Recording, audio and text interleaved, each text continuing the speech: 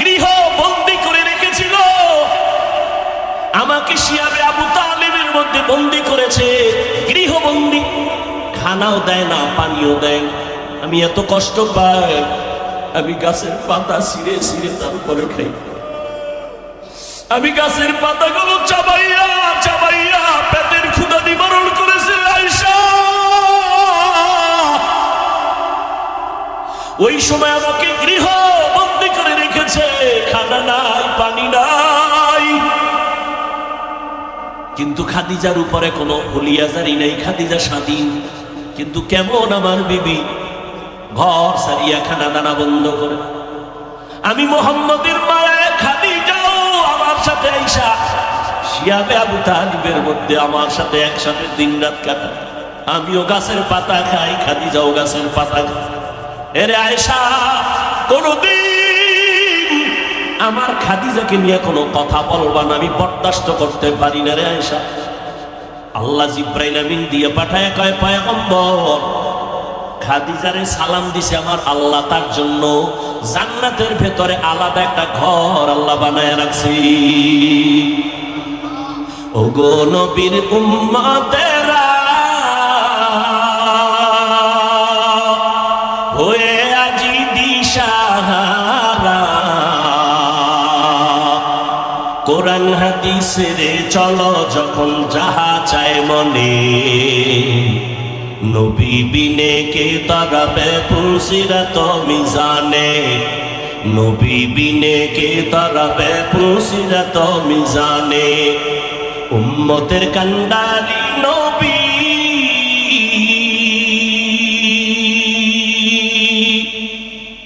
কাঁদছেন উম্মতের লাগি,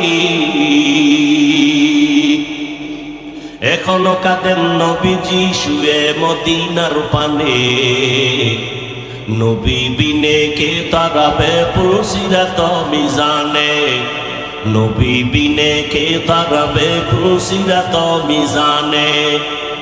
এরে পর্দার আড়ালের আম্মা জানেরা, আপনাদের কত সম্মান আমার আল্লাহ বাড়াইছে।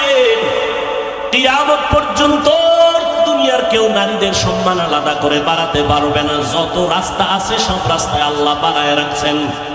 এরপরেও যদি কোনো বেঈমান, কোনো মুনাফিক বলে ইসলাম নারীর অধিকার দেয় না, আমরা বাড়াবো, আল্লাহর কসম কিয়ামত পর্যন্ত যদি অপচেষ্টা করে নারীর সম্মান বাড়াতে পারবে না, বরং নারীরা হবে ওই মুনাফিকের কারণে আরো অপমান। এরে আম্মা জানেরা, আপনারা নবীদের মায়ের মতো মা, সাহাবায়ে কেরামের মায়ের মতো মা, আপনারা আলেমদের মায়ের মতো মা। আজকে মুরাদির এই মাদ্রাসার স্টেজে 4-5টা সন্তানের মাথায় পাগড়ি দেওয়া হলো, এরা কোরআনের হাফেজ। এদের মা বাবার জীবনটা কত ধন্য। এরে আম্মা জান, মনটা কি চায় না একজন কোরআনওয়ালার মা হইয়া কবরে যাবে? কোরআনওয়ালা সন্তান আপনার জানাজার ইমামতি করুন। কোরআনওয়ালা সন্তান কবরের কিনারায় দাঁড়ায় মায়ের জন্য প্রাণ খুলে দোয়া করবে। এরে আম্মা জান, বিধবা নারীকে নবী বিয়া করে গোটা দুনিয়ার বেঈমানদের জানায় দিলেন, এই জাহেল গোষ্ঠীরা তোরা বলো নারীদের অসম্মান নাই, আমি মুহাম্মদ আমার ভরা যৌবনে 25 বছর বয়সে 40 বছরের বিধবা নারীকে বিবাহ করার মাধ্যমে আমি প্রমাণ করে দিলাম ইসলাম সারা নারীর সম্মান আর কেউ দিতে পারে নাই। শুধু কি তাই, এই আম্মা জান খাদিজা রাদিয়াল্লাহু আনহার গর্ভ থেকে আমার রহমতের নবীকে আল্লাহ 4টা কন্যা দিয়েছেন। কয় কন্যা? নবীর ছেলে নাই। এই দুনিয়ার জাহেলেরা কন্যা সন্তান পাইলে মনে কষ্ট পাও। আল্লাহ পাক নবী বলেন, ও দুনিয়ার মানুষ, আমি মুহাম্মদ বিশ্বনবী, শ্রেষ্ঠ নবী, রহমতের নবী, আমার কোনো ছেলে নাই, আমি 4 কন্যার বাবা। শুধু তাই না, নবী সুসংবাদ দিলেন, ও দুনিয়ার বাবারা, তোমরা যদি একটা কন্যা সন্তানের বাবা হও, শুকর আদায় করিও, তুমি জান্নাত, একটা জান্নাতের মালিক হয়ে যাও। তুমি যদি দুইটা কন্যার বাবা হতে পারো, তুমি দুইটা জান্নাতের মালিক হয়ে যাও। কন্যাদের এত দাম, ওই কপাল পরা বুঝি না ছেলে হইলে আমি ধনী হয়ে যাইতাম। কি লাভ হবে 10টা ছেলে যদি হয়, আর ওই ছেলেদের কারণে যদি বাবার হাতে হ্যান্ডকাপ লাগে, জেলখানায় যায়, এই রকম 20টা সন্তান হলো বাবা মায়ের কোনো লাভ নাই। আর যদি একটা সন্তান হয়, মা বাবার সম্মান বাড়ে। সবাই মা বাবার জন্য দোয়া করে, সন্তানের কারণে মা বাবার সম্মান বাড়ে। ওই একটা সন্তান দুনিয়ার জন্য বড় দামি সন্তান হয়ে যাবে, মা বাবার জন্য সফলতা নিয়ে আসবে। ও দুনিয়ার বাবারা, আপনি কন্যা পাইছেন, মনে মনে ভাবতেছেন ছেলে হইলে বুঝি আমার লাভ হতো। না রে বাবা, লাভ দেওয়ার মালিক আমার আল্লাহ। তুমি যে মেয়েটা পাইলা, আল্লাহ তাআলা শুকর আদায় যদি করতে পারো, আমানত রক্ষা করতে পারো, আর এই মেয়েটাকে যদি দিনদার পাত্রস্থ করতে পারো, আল্লাহ তাআলা এই মেয়ের জামাইয়ের মাধ্যমে এমন উপকার তোমার করবে, 10টা ছেলের দ্বারাও সে উপকার হবে না। আল্লাহ পারেননি? এরকম মেয়ের জামাই নাই? জীবন দিয়া শ্বশুর শাশুড়িকে খাওয়া, তোমার ছেলের থেকে জামাই ভালো। আল্লাহ আমি মেয়ে দিছি তোর উপকারের জন্য, শুকর আদায় কর। রহমতের নবী দুনিয়াতে আসলেন গোটা দুনিয়ার মানুষের জন্য। আল্লাহ পাক রহমত করে পাঠাইলেন আমার নবীকে। মানুষ যেন তার শ্রেষ্ঠত্ব ধরে রাখিয়া কবরে যেতে পারে, বিনা হিসাবে জান্নাত পেতে পারে। এই জন্য আল্লাহ ব্যবস্থা রেখেছেন দুইটা। একটা ব্যবস্থার নাম কিতাব, আর একটা ব্যবস্থার নাম কিতাব পড়ানো উস্তাদ ব্যক্তি। সমস্ত ব্যক্তিদের মধ্যে শ্রেষ্ঠ ব্যক্তি রহমাতুল লিল আলামিন, আর সমস্ত কিতাবের মধ্যে শ্রেষ্ঠ কিতাব হলো কোরআনুল কারীম। দুটোটা আল্লাহ আমাদের দান করেছেন। কোরআন আমাদের হাতে আছে, রহমতের নবী আমাদের হাতে নাই। কোরআন বুঝার জন্য আমরা কার কাছে যাব? রহমতের নবী বলেন, জমিনের মধ্যে কোরআন ধরাইয়া দেওয়ার মতো একদল ওস্তাদ আছে আমার বন্ধু, এরা ছাড়া আর কারো কাছে যাইবা না। এরা এক দল, আর কোনো ভিন্ন দল নয়। এরা ডাক্তার না, এরা প্রফেসর না, এরা হলো উলামায়ে আহলে হক। বলেন কি? কথা বলতে হবে, শুধু ওলামা নয়, উলামায়ে আহলে হক বলতে হবে। কারণ আমার সোনার বাংলায় বিশাল একটা বাহিনী আছে ওলামাদের, তারা বাতিল। তারা কি? বাতিল। কালেমার উপরে তারা কলম ধরে, লা ইলাহা ইল্লাল্লাহ মুহাম্মাদুর রাসূলুল্লাহ। আলেম কয় এই কালেমাটা মানা যাবে না। নাউজুবিল্লাহ। না, একদল আলেম বলতেছে ওমরে ফারুক রসুলের সাহাবী, সে বেদাতি, সে ভণ্ড। আর জোরে বলেন। একদল আলেম বলে আমরা কোনো পীর মানি না, ওলি মানি না, আউলিয়া মানি না।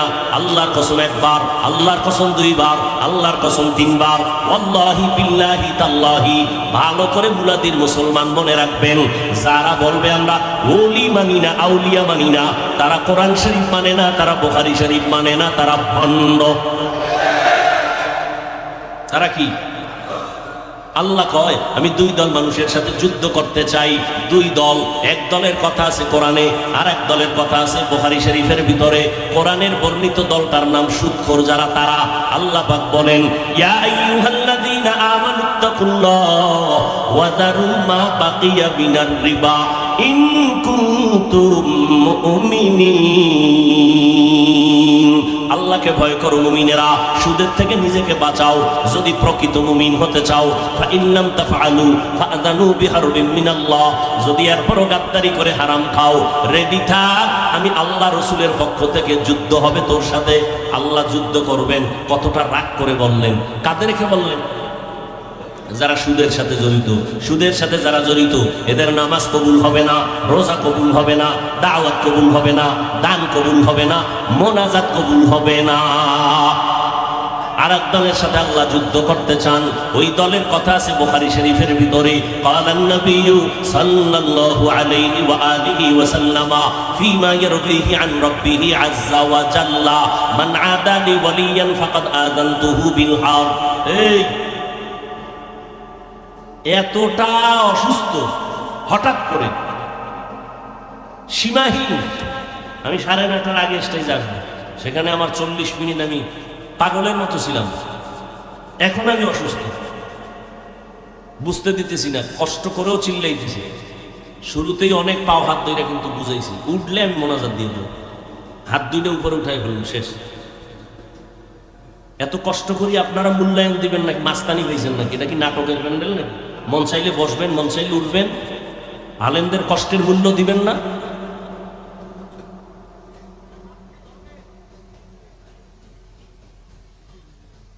আপনার উঠার ব্যারাম থাকলে ভিতরে ঢুকছেন কেন? প্রতি বছর না বলি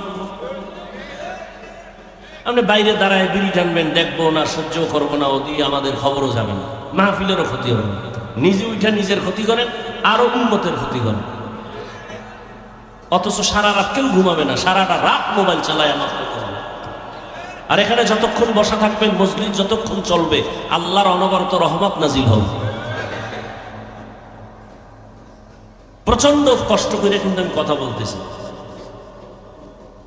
এক ধ্যানে আমার দিকে 1 মিনিট তাকাইলে বুঝতে পারবেন আমি অসুস্থতা কেমন, ইশারায় কিছুটা তাকাইলে বুঝতে পারবেন। আল্লাহ সুস্থতার নিয়ামত বাড়ায় দেন। আপনার তো মনে করেন এক রাত, আমাদের 12 মাস, 12টা মাস প্রতি রাত। এখানে না আজকে একদিন একটা বয়ান করছে, ঢাকা বা ভিন্ন জায়গায় থাকলে তো 2টা 3টা আসরের পর, মাগরিবের পরে, এশার পরে। যদি কই 10টা করুন ডেলি, তো 10টা নেওয়ার জন্য মানুষ বলে বয়ান লাগবে না, খালি মোনাজাত দিয়ে যাবে। ডেলি যদি আমি 12 মাস হেলিকপ্টারে বয়ান করতে চাই, আমার সব রেডি। আমি স্পষ্ট বড় অক্ষরে লিখে দিছি, কপ্টারের প্রোগ্রাম নিষেধ, স্পষ্ট লেখা। এরপরও টাকাওয়ালারা টাকা খরচ করার জায়গা পায় না, তো একজনে যদি সব টাকা দেয়, দিনের স্বার্থে একটু খরচ করুক, সেই স্বার্থে যায়। 3.5 লাখ টাকা দিয়ে বলা নিছে না, ভাড়া দেওয়া লাগছে হেলিকপ্টারের অ্যাকাউন্টে 3.5 লাখ, ও টাকা তাদের অ্যাকাউন্টে পাঠিয়ে দেওয়া লাগছে। হিসাবে হাদিয়া আমার তেমন দেয়নি, ওদিকে পরোয়াও করি না। যে সমস্ত মানুষ আমার হাদিয়া নিয়ে সমালোচনা করে, এরা সবগুলো কবিরা গুনাহ করে, সবাই কবিরা গুনাহ করে। তওবার আহ্বান করব আমি। শুধু শুধু সমালোচনা করে গুনাহগার হন কেন? কি এত শখ লাগে গুনাহ করতে না? আর একজনের সমালোচনা করে গুনাহ করতে মজা লাগে? জীবনে বেঈমানি আর বেয়াদবি করি না, আজও সঠিক রাস্তায় আছি। এ কারণে হাজারো তুফানের মাঝে আল্লাহ আজও সম্মানের সাথে টিকায় রাখছেন। সারা দুনিয়া এক হয়ে গেল, কোনো পরোয়া করি না। যদি ইখলাস নিয়ে থাকি, আল্লাহ আরো সম্মান বাড়াবেন ইনশাআল্লাহ।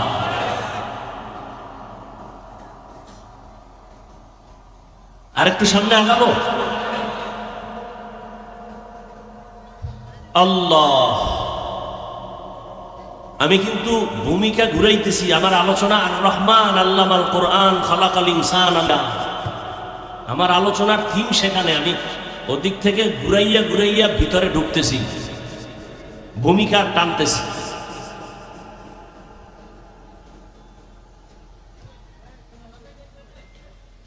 কি কথা বলতেছিলাম মনে আছে? শেষ 2 মিনিটে। হ্যাঁ, আল্লাহ যুদ্ধ করবেন কয় দলের সাথে? দ্বিতীয় দল বুখারী শরীফের বর্ণিত, মান আদালি ওয়ালিয়ান ফাকাদ আযানতুহু বিল হারব, হাদিসে কুদসি, বড় হাদিস, বুখারী শরীফের সহিহ।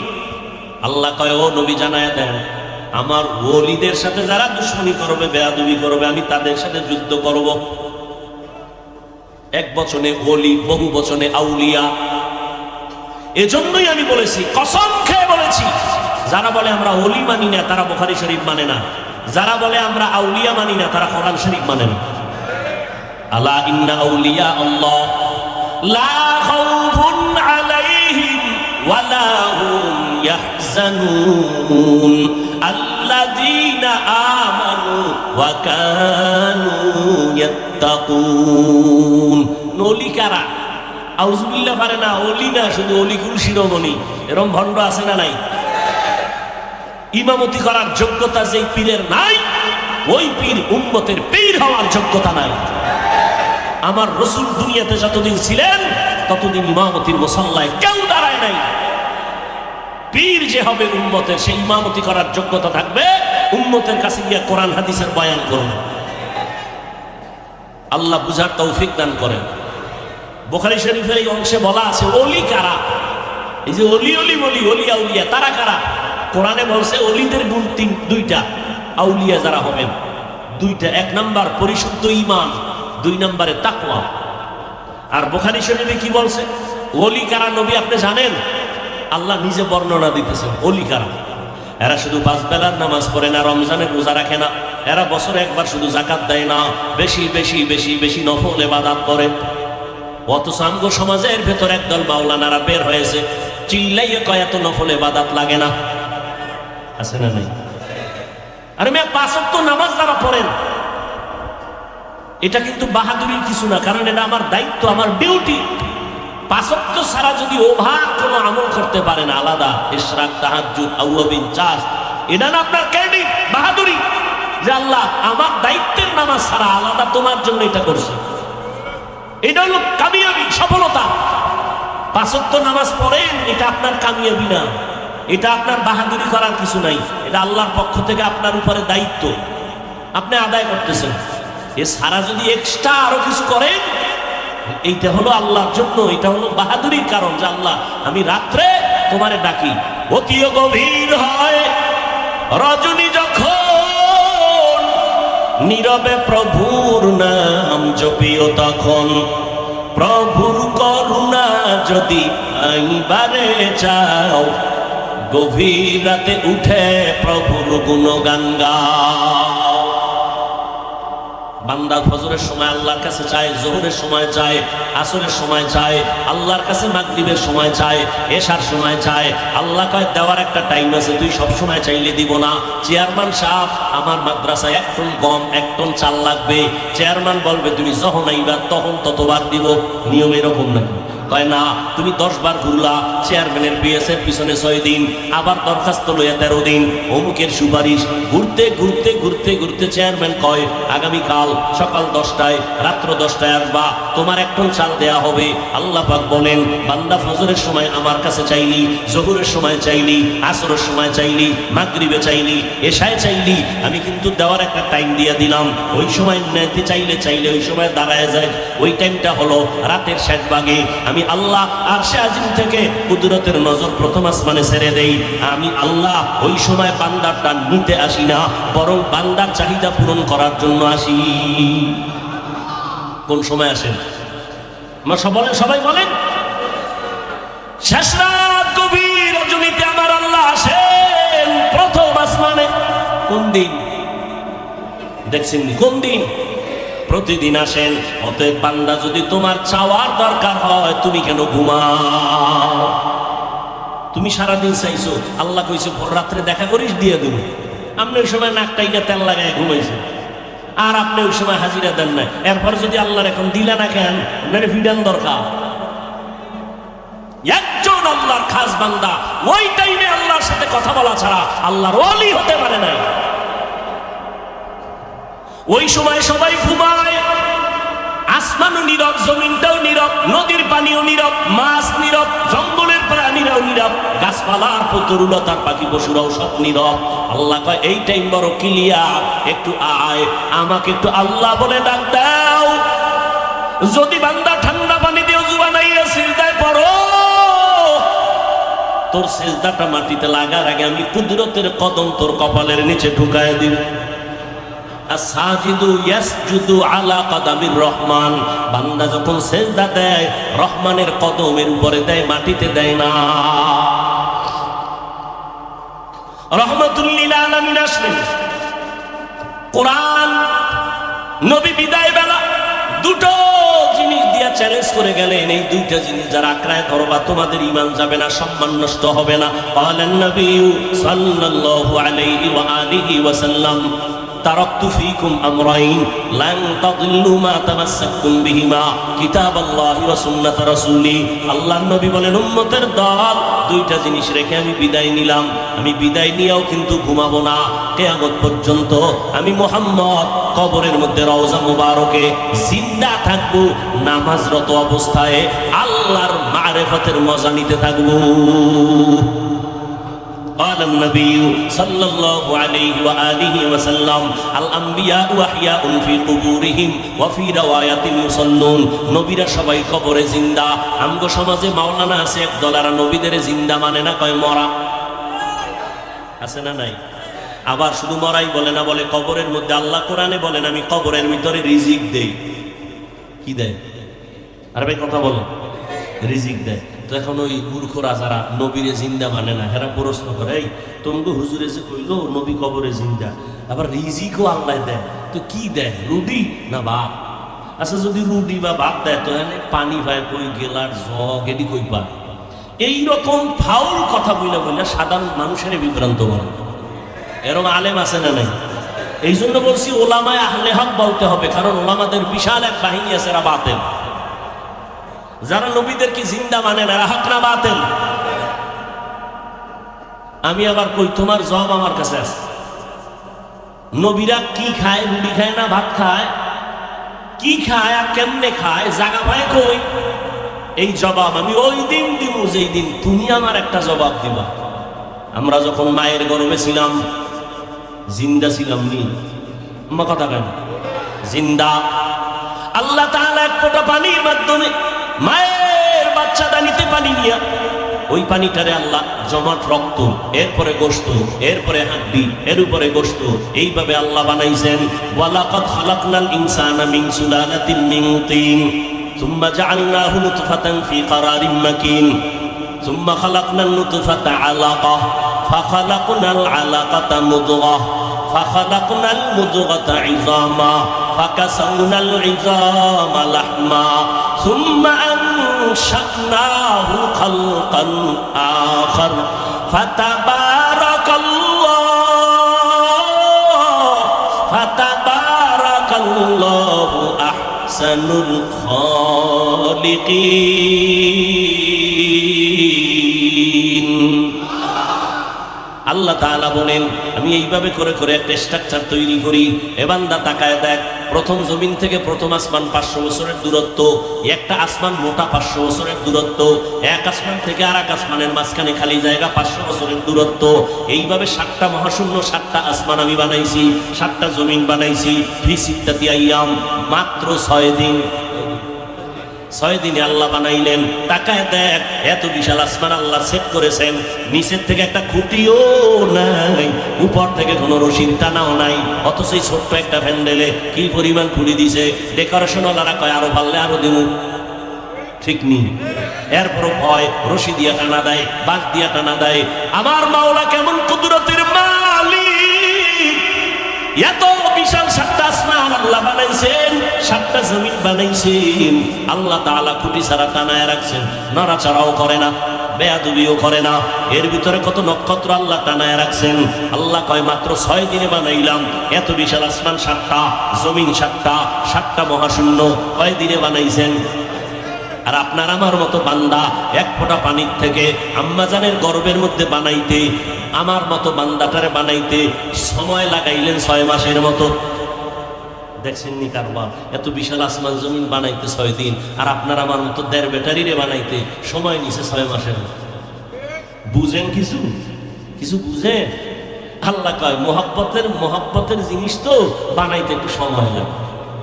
আমি আদর করে বানাইছি তো, এজন্য একটু সময় নিয়ে বানাইছি। চেহারাটা আমি এমন ভাবে বানাই দিছি, দুনিয়ার কোনো হারবাল টারবাল চেহারায় লাগবে না।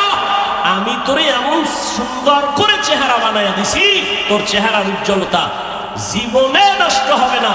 হ্যাঁ, 40-এর পরে নষ্ট হতে পারে, তবে উজ্জ্বলতা নষ্ট হবে না মরণ পর্যন্ত, যদি নেক আমলের উপরে থাকতে পারো। নেক আমলের উপরে থাকতে পারো। দেখছেন নি এই যুবকেরা মাওলারে চিনো না? আমেরিকা যাওয়া লাগে মাওলারে চিনতে। হ্যাঁ, হিচে কসদার মুলকে উ আম্বাজ নেই, औले उरा लहने नए आवाज नए, तेरा आईना आलो में रंग बूहे, जिधर दिखता हो उधर तू ही तू है। এরে আমার মাওলাকে চিনো? আমার আল্লাহ কেমন দয়ার মালিক! এত সুন্দর করে তোমাকে আল্লাহ বানাইছেন মায়ের গর্ভ। এই মায়ের গর্ভে আল্লাহ সুন্দরভাবে স্ট্রাকচার বানায় রূহ দান করছেন। এবার আমার নড়াচড়া শুরু হয়ে গেছে। আম্মা জানের গর্ভের মধ্যে আল্লাহ আলাদা প্যাকেট বানাইছেন, এক বিন্দু অক্সিজেন যেন আমার ভিতরে না যায়, একটু বাতাস ঢুকলে আমার ক্ষতি হবে। আল্লাহ কাভারিং করে ফেললেন, প্যাকেটের উপরে প্যাকেট, প্যাকেটের উপরে প্যাকেট, প্যাকেটের উপরে প্যাকেট। এইবার পেটে ক্ষুধা লাগছে, আব্বা জান আমার ক্ষুধার খবর জানে না, আম্মাও জানে না। রব্বে কারিম আমার জবানটারে না পাক রক্ত লাগান নাই, আম্মা জানের নাভির সাথে আমার নাভিতে তার লাগাইয়া আমার পেটের ক্ষুধা নিবারণ করেছেন। ও আল্লাহর বান্দা, আমার মায়ের গর্ভে আমরা যখন জিন্দা ছিলাম আল্লাহ পাক আমগো রিজিক দিয়েছেননি? এখন ওই ভাইরে প্রশ্ন করি, আমরা যে মায়ের গর্ভে খাইছি, কি খাইছি? রুটি না ভাত না সুজি না হালুয়া না কি খাইছি? প্লেট কই খাইছি, গ্লাস কই খাইছি, পানি কই খাইছি? এই জবাব যেদিন দিবা ওই দিন আমি জবাব দিব নবীরা কেমনে খায়। আকেলারা পেশা খামোশি বুয়াদ, পেশায় জাহেল ফারামুশি বুয়াদ। আকল মানরা কথা কম কয়, জাহেল বক বক করে বেশি বেশি, প্রশ্ন লাগে না সেখানেও প্রশ্ন। জাহেল অনর্থক প্রশ্ন করে মানুষকে বিভ্রান্ত করে। আকল মানরা বেশি কথা বলে না। আমার নবী উম্মতের হেদায়েতের জন্য আল্লাহ কোরআন দিলেন, আমার নবীও হেদায়েতের জন্য দাওয়াতের কাজ করলেন। ও নবীর উম্মতের দল, আল্লাহর নবী দুই জিনিস রেখে গেলেন, কোরআন আর রাসূলের সুন্নাহ। এই দুই জিনিস যারা আঁকড়ায় ধরবে তাদের সম্মান যাবে না, তাদের ঈমান যাবে না।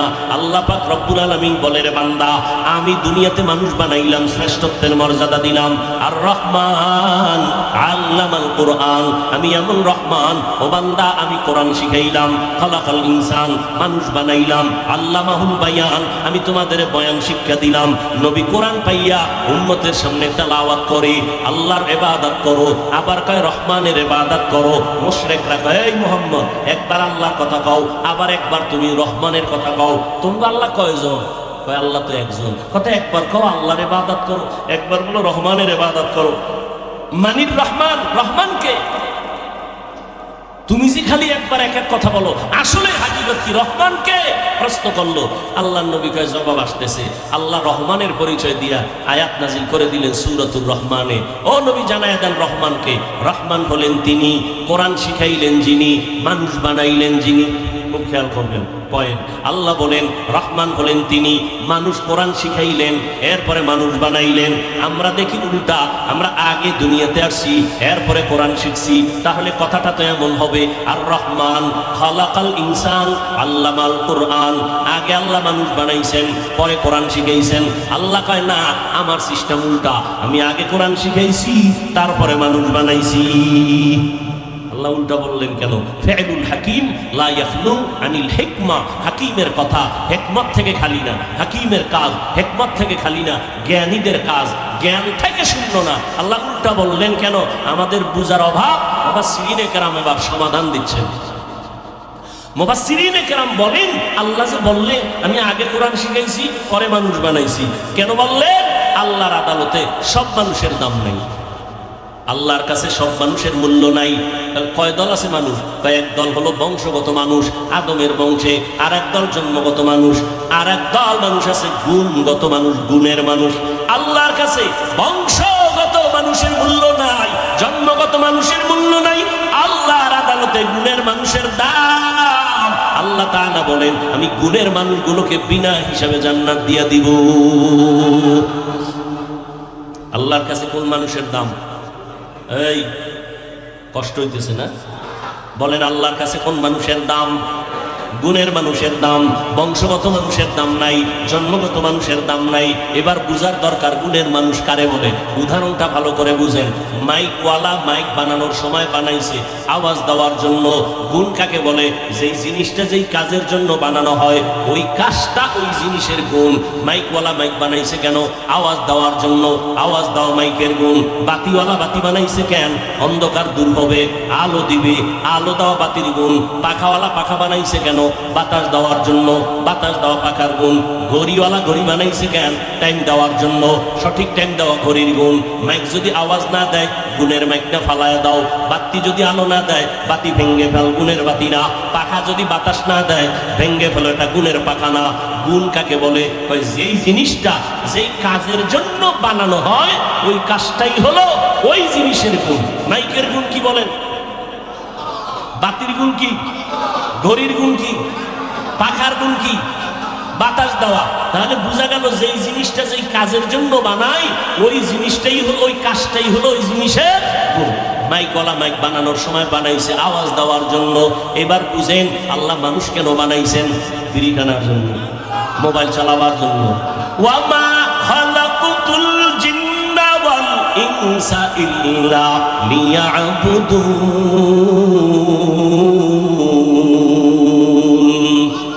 মা খালাকুতুল জিন্না ওয়াল ইনসি বাখা জুজ ইবাদত নিস্তে মাকসুদ আজ্জাহা।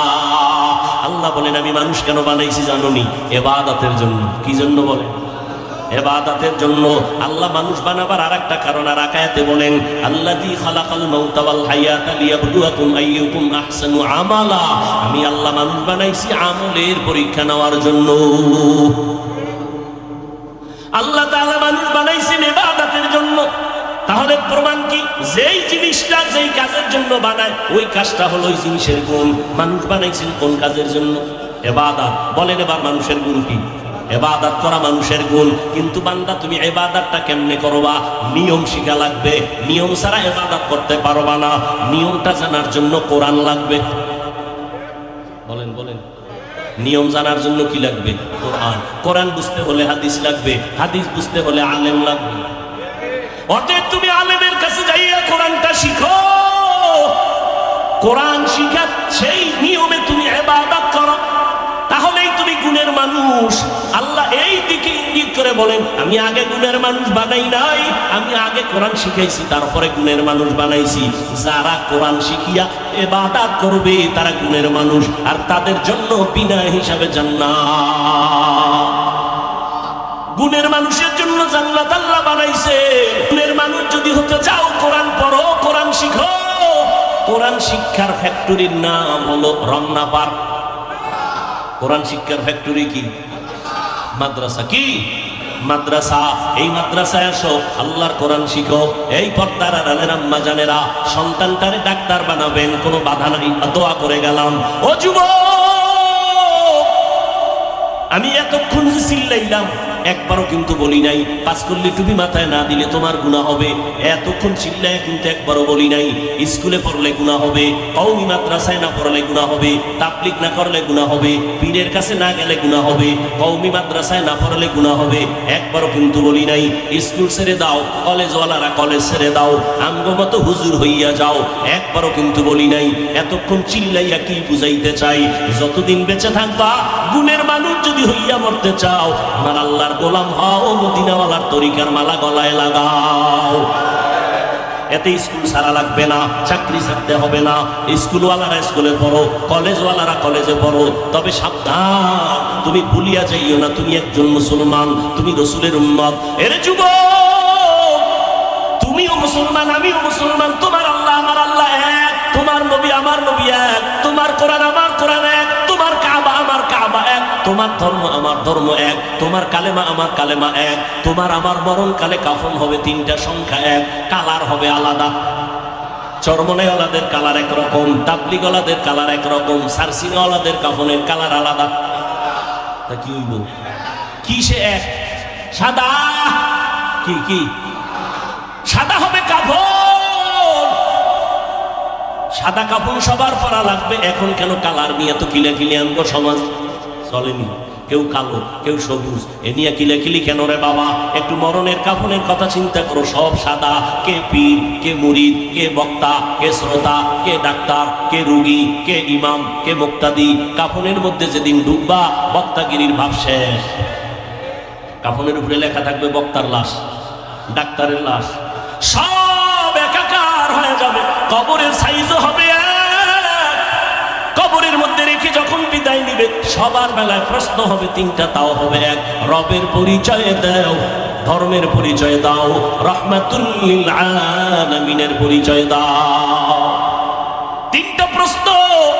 দুনিয়াতে ছেলে মেয়েরা পরীক্ষা দেয়, প্রশ্নপত্র ফাঁস যদি হইয়াই যায় ছেলে মেয়েরা খুশি, কিন্তু সরকারি আইনে তার দণ্ডনীয় অপরাধ। কিন্তু আমার মাওলার নিজাম আর সিস্টেম কি? আল্লাহ প্রশ্নপত্র ফাঁস করে দিলেন, নবীরে পাঠাইয়া কয় সবাইরে প্রশ্ন বারবার স্মরণ করাও, আলেমরে কয় বারবার স্মরণ করাও। প্রশ্নপত্র সবার বেলায় তিনটা, কবরের প্রশ্ন তিনটা, রবের পরিচয় দাও, ধর্মের পরিচয় দাও, রহমাতুল লিল আলামিনের পরিচয় দাও। তিনটা প্রশ্ন ফাঁস করে দিয়েছেন। এরপরও যদি জবাব দিতে না পারেন, কবরে ওরে ভিডারে ভিডা, কঠিন ভিডা হবে। আল্লাহ পাক বলবেন ধরার মতো দাও। দুই পাশের মাটিকে আল্লাহ বলবেন জোরে জোরে চাপ দাও। এত জোরে চাপ দিবে পাজরের হাড়গুলো চুরমার হয়ে যাবে।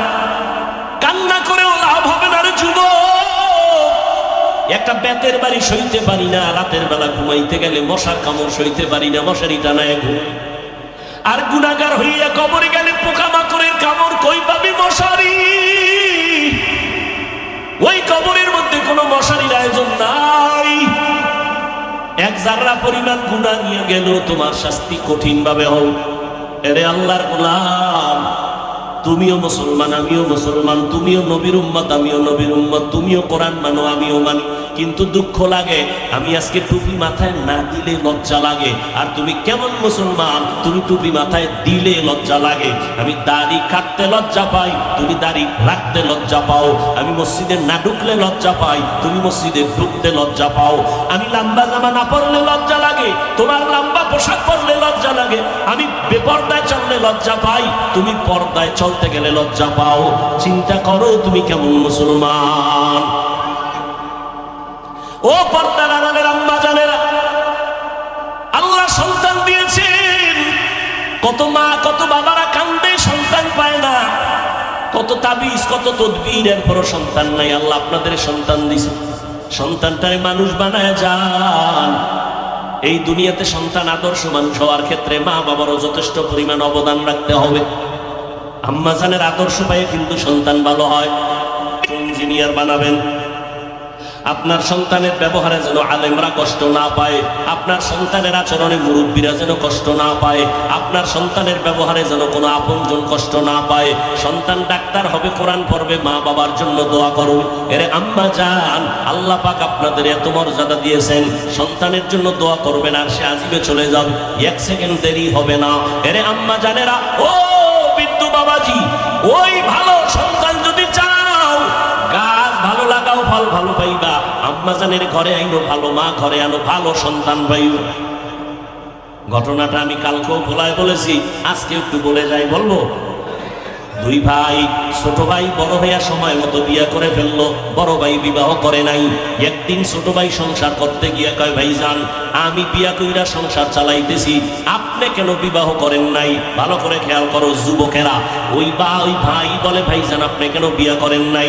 বড় ভাই ডাক দিয়া কয়, ছোট ভাই বিয়া তো করা দরকার ছিল, কিন্তু মনের মতো মাইয়া পাই না। ছোট ভাই মনে মনে ভাবলেন, মনে হয় যেন সুন্দরী মেয়ে চায়, লেখাপড়া করানেওয়ালা, ডানা কাটা ভৌরি এবং সম্ভ্রান্ত পরিবারের। ছোট ভাই খুঁজে একটা মেয়ে বের করলো।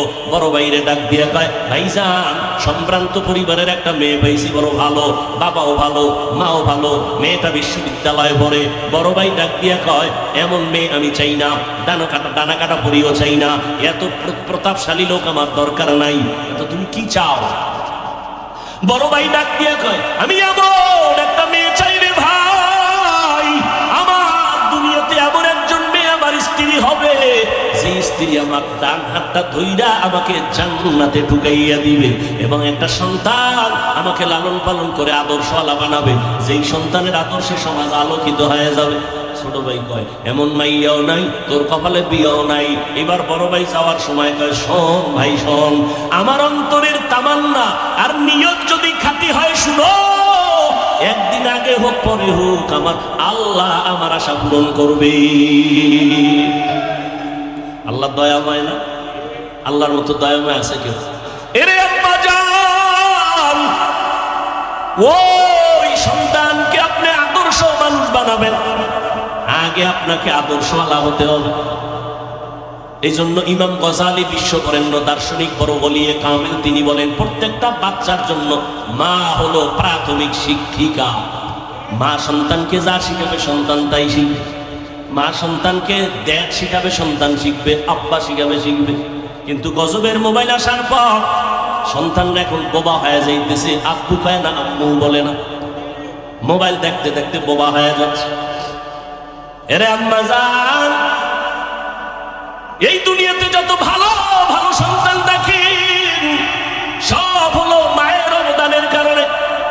আমার বলার সময় নাই, এসপি সাহেবের ব্যবহার অনেক ভালো, মুলাদির ওসি সাহেবের ব্যবহার ভালো, চেয়ারম্যানের ব্যবহার ভালো, ডিসি সাহেবের ব্যবহার ভালো। আল্লাহর কসম এটা তার ব্যক্তিগত বাহাদুরি না, সব হলো মায়ের অবদান।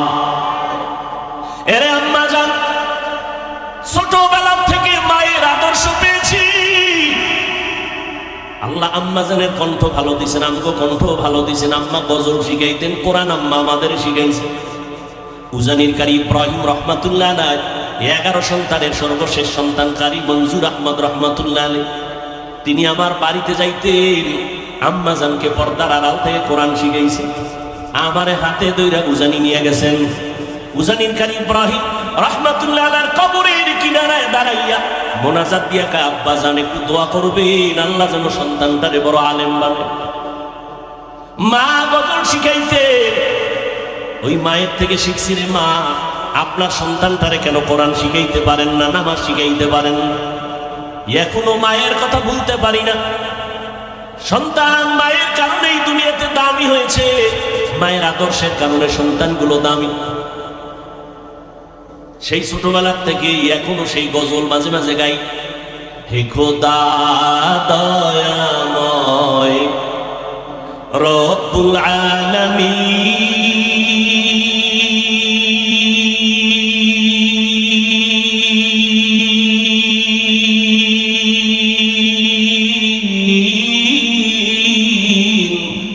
জীবনে মরণে ভয় কি হবে সেই দিন, হে খোদা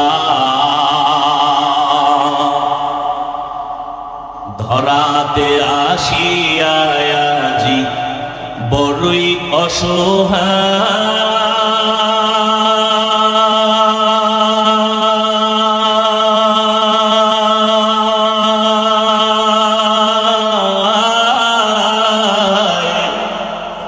ইহকালের মায়া জালে অন্ধ যে সবাই, দাও হেদায়াত মুক্তি দাতা, দাও হেদায়াত মুক্তি দাতা, গফুরুর রহিম,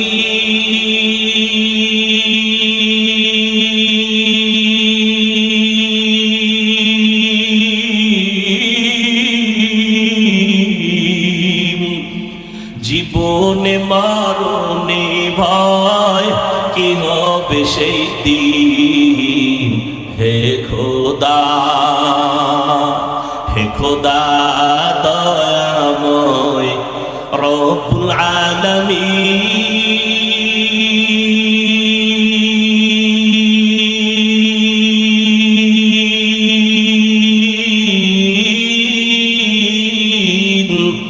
জীবনে মরণে ভয় কি হবে সেই দিন, হে খোদা। এরে পর্দার আড়ালের আম্মা জানেরা, ওই যুবক ছোট ভাইকে জানায় দিল, আমার দিলের তামান্না আর নিয়ত যদি সহি হয়, একদিন আগে হোক একদিন পরে হোক আল্লাহ পূরণ করবে। হঠাৎ খবর, নিজের গ্রামের বাহিরে এক এলাকায় প্রতি মাসের 2-1 দিন ধরে একজন বুজুর্গ আসেন এলাকায়। 2-1 দিন থেকে মানুষের জন্য দোয়া দায়ী করে ঝাড়ফুঁক দিয়ে আবার চলে যান। বড় ভাই খবর পাইয়া ওই এলাকায় চলে গেলেন ফজরের টাইম। ওখানে যাইয়া আল্লাহর ওলির সাথে মোলাকাত করলেন, আল্লাহর ওলির কাছে দোয়া চাইলেন, জিজ্ঞাসা করলেন বিয়া করেছো?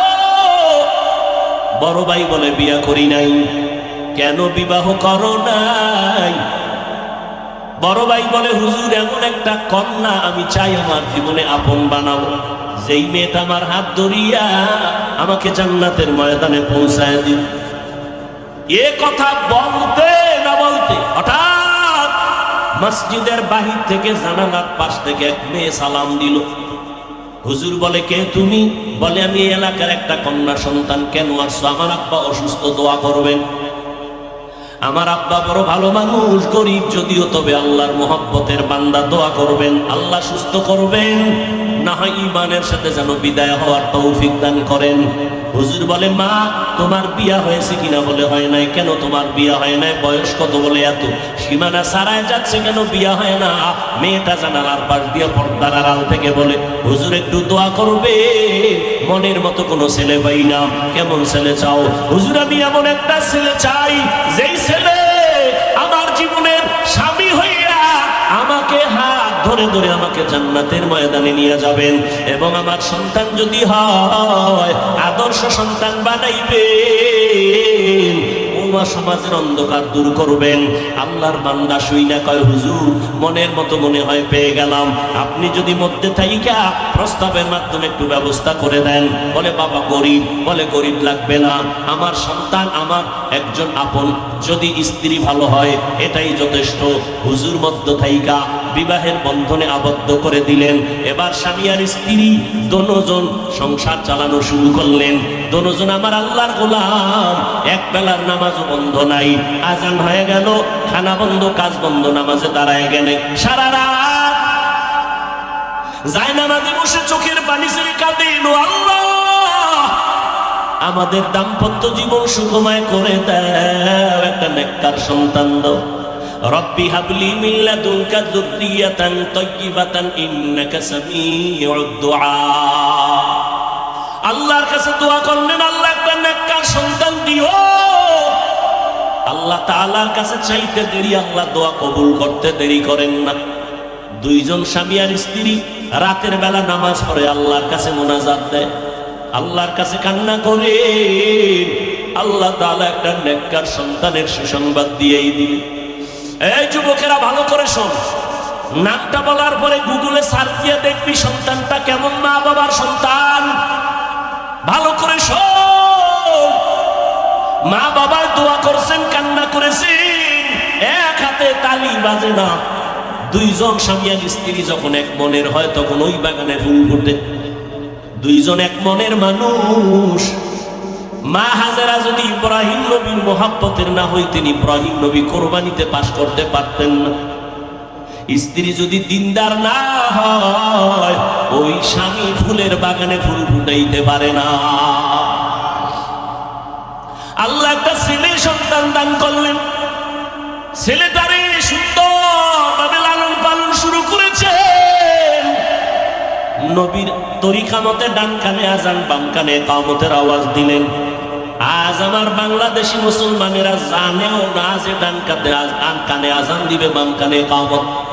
যাও দিবে, হসপিটাল ওয়ালারা তা জবাই করেছে, লেখা ইসলামী হসপিটাল। সেখানেও মাইয়া হলার নবজাতকের আজানের সিস্টেম নাই, স্মরণও করায় না, মুয়াজ্জিনও নাই। মানুষ ভুলে যাইতেছে সন্তানের ডান কানে আজান, বাম কানে ইকামত, ভুলে যাইতেছে মা বাবারা। আর হসপিটালে দৌড়ায় কিছু হলে 100 বছর আগে আম্মা জানের কি হইতো? কই ছিল এত আল্ট্রাসোনোগ্রাম, কই ছিল এত সিজার?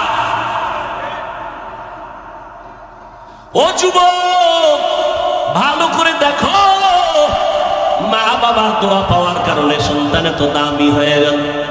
এক সময় আদর্শ দিয়া আজকে যেই ফিলিস্তিনের মধ্যে ইসরায়েলের বে করতেছে, ওই সময় জুলুম ইতিহাসের পৃষ্ঠায় স্বর্ণের অক্ষরে লেখা ওই সন্তান সিরিয়ার জমিনটারে বিজয় করেছেন, মিশরের জমিনটারে বিজয় করলেন।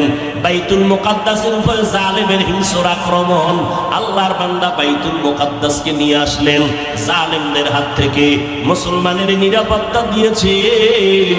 এত দামি এক সন্তান, কেবল মায়ের সন্তান, কেমন বাবার সন্তান, আর নয় ইতিহাসের পৃষ্ঠায় তার নাম গুগলে সার্চ দিলে তার ইতিহাস পাইবা। সুলতান সালাউদ্দিন আইয়ুবী রহমাতুল্লাহি আলাইহি। গুগলে সার্চ দে, বাসায় গিয়ে দেখবি সুলতান সালাউদ্দিন আইয়ুবীকে কেমন মা বাবার সন্তান। আজ আমার মা কই? সন্তানের জন্য কয়দিন দোয়া করছেন আল্লাহর কাছে? আপনি হুজুরের কাছে খালি তাবিজের জন্য, তেল ভরা পানি ভরার জন্য লাইন দেন। সন্তানের জন্য কোনো তেল পরা তাবিজ লাগবে না, মা বাবাই তেল পরা তাবিজ পরার জন্য যথেষ্ট। কারণ সন্তানের জন্য মা বাবার দোয়া বিদ্যুতের গতিতে কবুল হয়ে যান। হুজুরের কাছে না দৌড়াইয়া ভোর রাতে সেজদায় পড়ে যদি আল্লাহর কাছে কান্না করতে, ও দয়ার মালিক একটা সন্তান দিছেন তুমি, আমার সন্তানটারে আদর্শওয়ালা বানায় দাও, আমার সন্তানের আদবওয়ালা বানাও, আমার সন্তানের জেহেন খুলে দাও, আমার সন্তান পড়া মুখস্থ রাখতে পারে না, তুমি মুখস্থ শক্তি বাড়ায় দাও। ওরে মা বাবার থেকে পীরের দোয়াও কবুল হওয়ার গ্যারান্টি নাই, হুজুরের দোয়া কবুলের গ্যারান্টি নাই, সন্তানের জন্য মা বাবার দোয়া কবুলের গ্যারান্টি আছে। ও পর্দার আড়ালের মা, ও বোনেরা, ও যুবক, কয়দিন আর বাহাদুরি করবা? স্কুলে পড়ো, কলেজে পড়ো, তোমার মতো যুবক স্কুল কলেজে পড়িয়াও 5 বেলার নামাজ পড়ে, তুমি কেন পারো না? তোমার মতো সন্তান রাস্তায় গাড়ি চালায়, নামাজ ছাড়ে না, তুমি কেন পারো না? নদীর মধ্যে মাছ ধরে, নামাজ ছাড়ে না, তুমি কেন পারো না? ময়দানে কৃষি কাজ করে, নামাজ ছাড়ে না, তুমি কেন পারো না? ও বুড়ারা, আপনার মতো কত বুড়া হাতে লাঠি নিয়ে মসজিদে গিয়া 5 বেলার নামাজ পড়ে, আপনি কেন পারেন না? ও আম্মা জানেরা, আপনার মতো কত মা সন্তানটারে আদর্শওয়ালা বানায়, স্বামীর মাল হেফাজত করে, আল্লাহর কাছে নামাজ পড়ে পড়ে দোয়া করে, পর্দা রক্ষা করে চলে। এরে আম্মা জান, আপনি কেন নামাজ পড়তে পারেন না? ও যুবতী বোনেরা, তোমার মতো বোন কলেজে পড়ে, নামাজ পড়ে, মোবাইলে অযথা সময় নষ্ট করে না, নামাজ পড়ে আল্লাহর কাছে দোয়া করে, চরিত্র ভালো রাখে। ও যুবকেরা, আল্লাহ তো এমন দয়ার মালিক, আমরা 2-3 বার অন্যায় দেখলে আর তারে কাছে আসতে দেই না। আল্লাহ কয়, পাহাড় পরিমাণও যদি গুনাহ করো, 1 ফোঁটা চোখের পানি ছেড়ে তওবা কর। ওরে মনের মতো যদি একবার আল্লাহকে বলতে পারো, দয়ার মালিক এই ময়দানে আমার মতো গুনাহগার কেউ নাই, ও আল্লাহ গুনাহ নিয়ে ময়দানে ঢুকছি, গুনাহ নিয়ে বাড়ি যাব না। তবে এটাও সত্য, আবু জাহালের মতো মানুষ পাথরওয়ালা অন্তরের কপালে হেদায়াত হবে। আবু জাহাল নবীরে দেইখা তওবা করলো না, কালেমাও পড়লো না। আবার অন্যদিকে ওমরের মতো বান্দা আমার নবীর কাছে আইসা মাথা কল্লা কাটতে গিয়া মুসলমান হয়ে গেল। ওমরের মতো যাদের মেজাজ নিয়ে ময়দানে আসবে, হঠাৎ কথা স্মরণ করবে মরণের আযাবের কথা, চোখের পানি ছেড়ে কাঁদবে, আল্লাহ দুনিয়াতে গরম সইতে পারি না, গুনাহ নিয়ে কবরে গেলে জাহান্নামের আগুন কেমন করে সহ্য করো? ও আল্লাহ, গুনার শাস্তি ভোগ করতে পারবো না। আল্লাহর কোরআন সত্য, নবীর কথা সত্য, ওলামায়ে কেরাম মিথ্যা কথা বলেন না রে বাবা। আল্লাহর কাছে তওবা করার মতো যদি করো, ও পর্দার আড়ালের আম্মা জান, সন্তানের জন্য তওবা করে দোয়া করেন, গুনাহ ছাড়েন, নামাজ পড়েন। ও বৃদ্ধ বাবাজিরা, যুবকেরা, মা বাবার দোয়া নিয়ে সামনে আগাও। ওই মা বাবার দোয়া ছাড়া আমি বান্দা চেয়ারে বসতে পারি নাই, ওই মা বাবার দোয়া ছাড়া তুমি পরীক্ষায় পাস করতে পারো নাই, মা বাবার দোয়া চোখের পানি ছাড়া তুমি বান্দা টাকার মালিক, বাড়ি গাড়ির মালিক হতে পারো নাই। কত মা বাবা গরিব, কষ্ট করে তোমারে